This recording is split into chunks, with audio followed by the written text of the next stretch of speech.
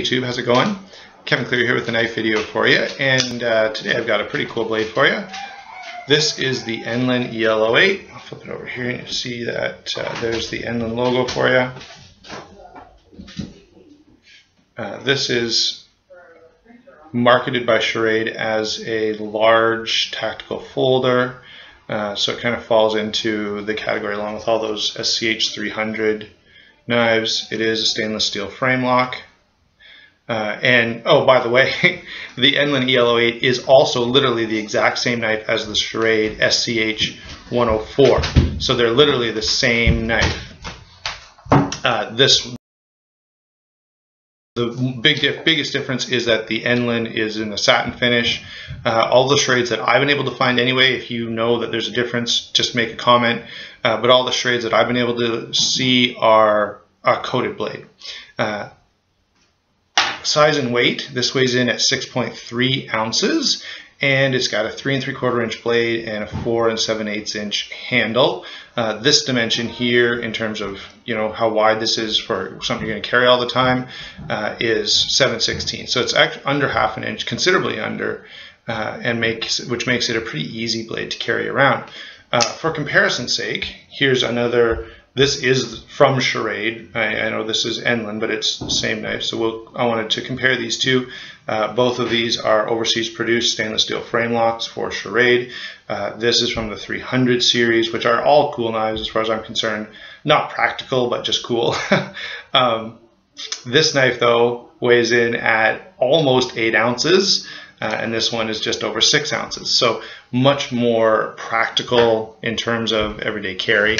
To give you another size comparison, here's a knife that a lot of people have. That is the Paramilitary 2, and you can see that this knife's about half an inch longer than the Para 2 and the same half an inch longer than the SCH 306. Now, let's get into some things that are just a little more specific, and that is first the blade. The blade is a drop point blade with a partial hollow grind. It is a hollow grind, although it's a pretty gentle one. It's not a really deep cut in when you talk about a hollow grind. It does have a slight recurve here. It's got a nice belly here. Overall, this blade shape is really, really utilitarian. It's going to do pretty much anything you could want to do with it. I've cut wood with it. I've cut cardboard with it. I've cut corrugated, non-corrugated. I've done some stabbing with it, see how it works there. I've used the belly to slash at some stuff. It's done well in everything that I've used it with, and including cutting up vegetables. So very good utilitarian blade shape there. It is 9CR13 MOV, and I think you can maybe see if I can get that to where you can make it out on the blade. I don't know, probably something like that. If that's a little vague or not clear enough, that is a 9CR13 MOV, and of course that's also listed as the steel type if you look up the specs on the Schrade SCH 104. As we move down into the handle itself, oh, by the way, one more point about the blade, that it's nice when, even in a budget knife, they do this little cutout here, which allows for better sharpening, so you don't have this unsharpened section at the end. They kind of cut that out so that you can sharpen the blade easily right to the hilt. That's always appreciated. Comes to handle shape and handle design. This is G10 and stainless steel. The G10, I'll see if I can show you here. There is a recessed stainless steel liner in there, but it's only partial. So the stainless steel is at the back here for something, I suppose, for these screws to, have some strength to them. And it ends, if you look where my fingers are now, it ends, somewhere around here.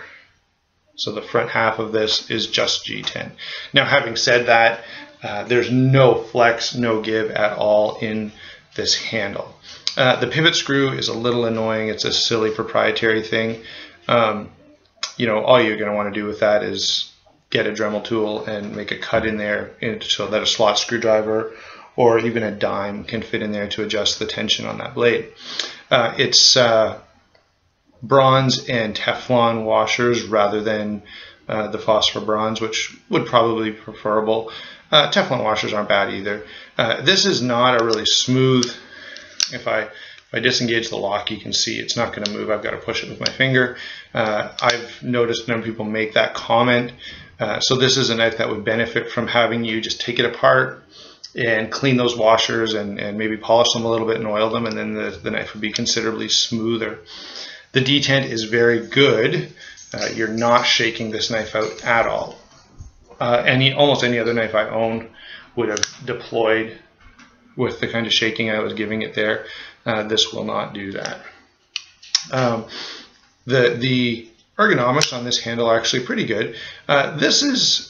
This wide jimping that Schrade has on a number of their blades, and that's on a lot of knives, because of the width of it and because of the smoothed off rounded edges, it's not very functional. And a lot of knives have this kind of jimping on it in various places, and I haven't found any of them to be very functional. Now the grippiness outside of that jimping is actually really good. The thumb ramp there in the back of the blade, the cutout, is very, very nice and allows for some good, fine, detailed work.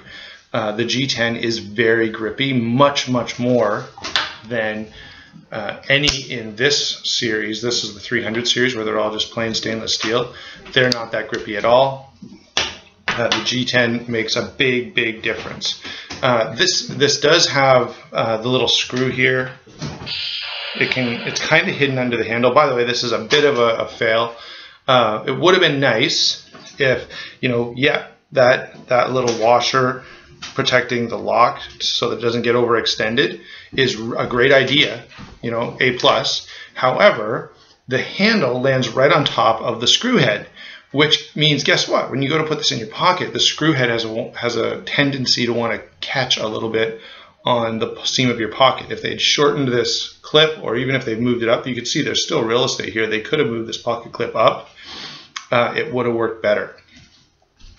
That's not the end of the world. And when I'm carrying it, it doesn't catch or it doesn't, hang up or anything like that. It's just a small annoyance. Not the end of the world. And frankly, I'd rather put up with that and have the little retention screw there than not have that. That's a very good option and keeps this knife from getting wrecked by you overextending that lock bar. The lanyard hole is a small one. You could probably fit gutted paracord through it. Cooper, quiet. You could fit gutted paracord through it, but you're not going to fit a full piece of paracord, which is, either here nor there probably. I haven't commented on the thumb stud. I know I'm going back to the blade a little bit, but you'll have to deal with it. The thumb stud is rather squared off, and there's a bit of a cutout on the top. It's just a little bit sharp for my liking. It's not bad, I'm not complaining at all, and for normal use, it's going to be fine. But if you're a person that's going to sit there and flip your knife open and closed all day, it's going to make your fingers sore. So you need to know about that. Now let's get to overall. Oh, by the way, the handle texture here is literally exactly the same. I will roll in some pictures. Both at the beginning when I point out that this is the same as the SCH-104. Maybe I'll roll in a quick picture of the handle here as well so you can see that the texturing is literally exactly the same. And it is very functional. So overall, it is, by the way, open construction. You probably noticed that. Now let's get to overall impressions. I've carried this knife around quite a bit. I've cut everything you could think of with it. And it has done pretty well all the way along. In fact, it's held its edge much better than I even expected. And no thanks to me. I was actually trying to do some chopping with this and chopped a nail. I don't know if you can see if I can find the little, there it is. See the little nick in the blade? It's not a bad one, which, by the way, says something about that. Some steels that are a little more brittle would break off. And even I don't want to complain too much, but I've noticed that ACR 13 MOV tends to be a little chippy. Others, I'm sure, AUS 8, I've noticed tends to bend a little bit better, so it has a little more toughness to it than the ACR 13 MOV, which is supposedly the Chinese equivalent to AUS 8. I've just noticed the ACR 13 MOV tends to chip more frequently for me than my AUS-8 blades, which I have, I've hit hard stuff and done stupid stuff with both steels.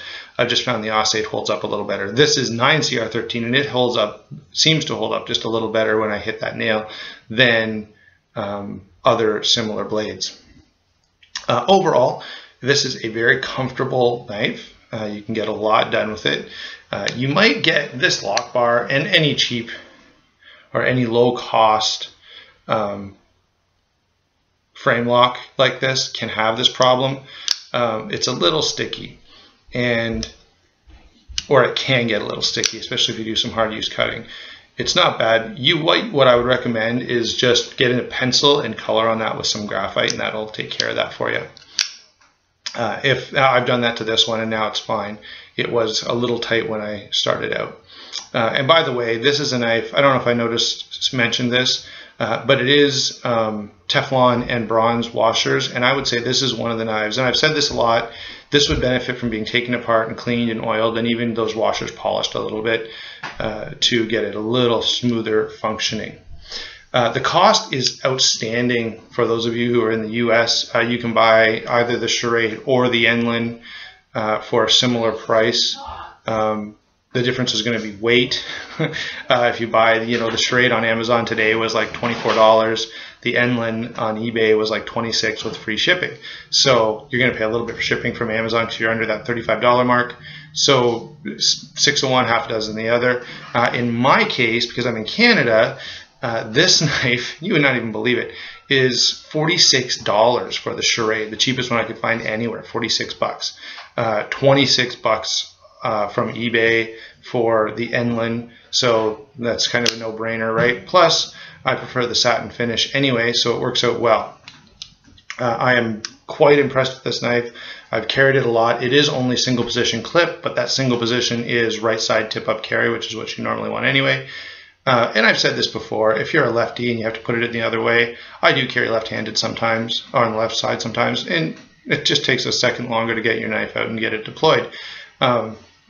If most of us are not carrying our pocket knives for any reason that requires super fast extraction and deployment, if you are, you maybe want to consider that, but if you're just carrying it for opening boxes and doing some EDC tasks, it's not going to matter anyway, is it?